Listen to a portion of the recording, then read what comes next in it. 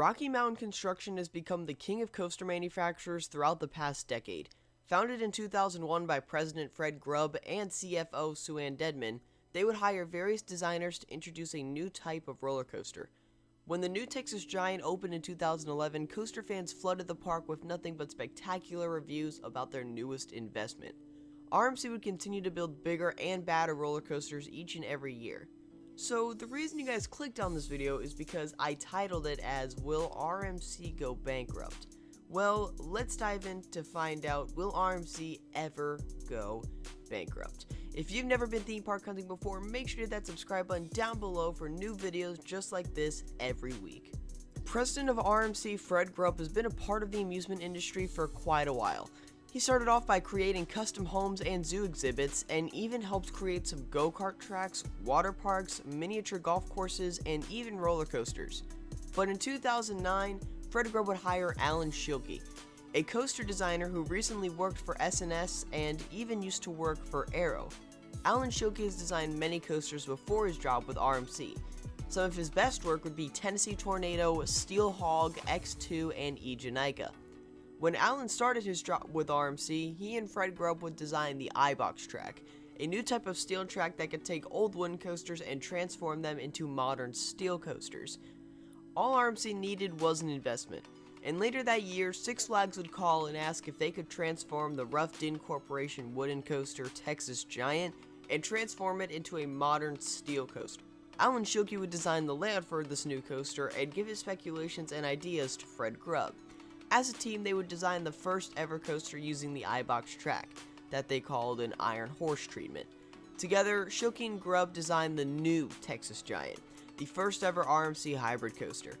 This coaster would use most of its old support structure from the old Texas coaster, but use RMC's steel track to create a layout loaded with speed, airtime, but mostly provide a smooth experience that would thrill riders until the final brake run.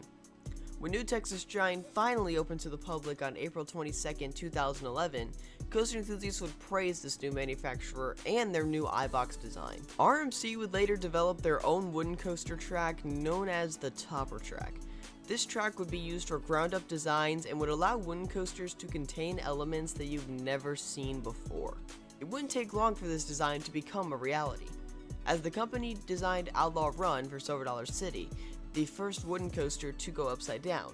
Enthusiasts traveled from around the world to experience this new model, and who knew what the future for RMC contained. That same year, Iron Rattler would open at Six Flags Fiesta, Texas, and that would show now that RMC is a top-tier coaster manufacturer. They would later follow up with Medusa Steel Coaster at Six Flags Mexico, Goliath at Six Flags Great America, Wicked Cyclone at Six Flags New England, and even a dueling hybrid coaster, Twisted Colossus at Six Flags Magic Mountain. RMC would also partner with other manufacturers to use their iBox track for various other roller coasters.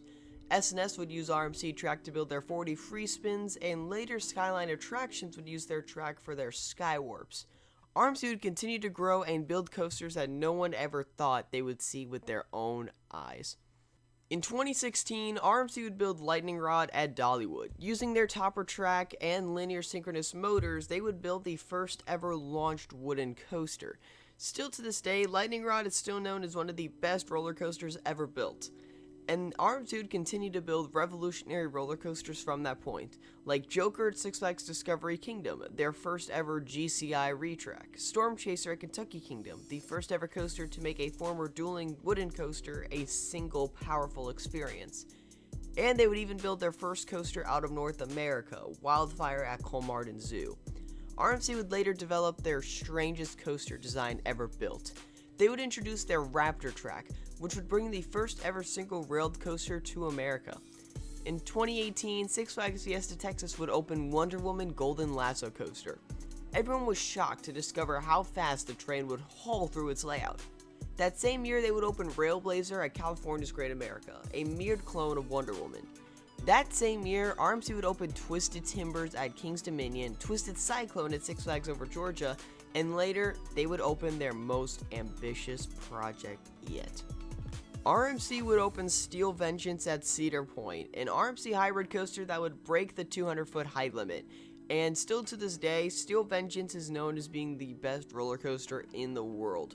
RMC would continue to build their new types of hybrids like Hakuge at Nagashima Spaland and Untamed at Wallaby Holland, and even Zadra at Energylandia.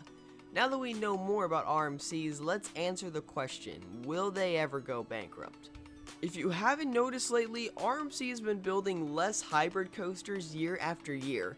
In 2020, the only hybrid coaster RMC is building is Iron Gwazi at Busch Gardens, Tampa. Throughout the past couple of years, I've been lucky enough to attend the IAAPA Expo in Orlando, Florida. Because of this, I've talked to multiple people from RMC, including President Fred Grubb and lead designer Alan Schilke. When I was talking to Alan Schilke, he told me that their intention for the Raptor was to sell it as a clone. Our intention was to sell as many clones as we could, so the fact that we got 2 out's great, but unfortunately for the design department, our next one is actually going to be different, and it's going to be bigger and taller and faster and all that. Unfortunately, that didn't work out well for them. RMC really did not want to build Jersey Devil. They really wanted to sell more of their cloned Raptors, so due to supply and demand, they made Jersey Devil a custom design for Great Adventure. That's another reason why Six Flags Magic Mountain is rumored to get a clone of Jersey Devil.